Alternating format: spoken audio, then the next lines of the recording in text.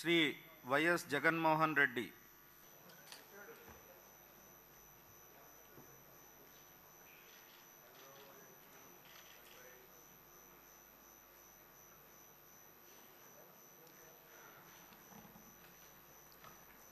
YS Jaganmohan అనే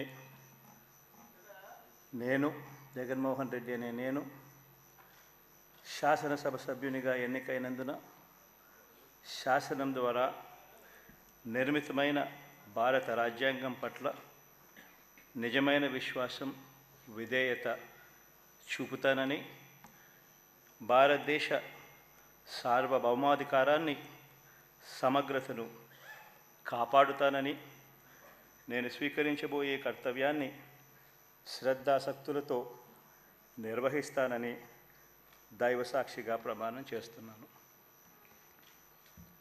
ఆంధ్రప్రదేశ్ శాసనసభ సభ్యుడైన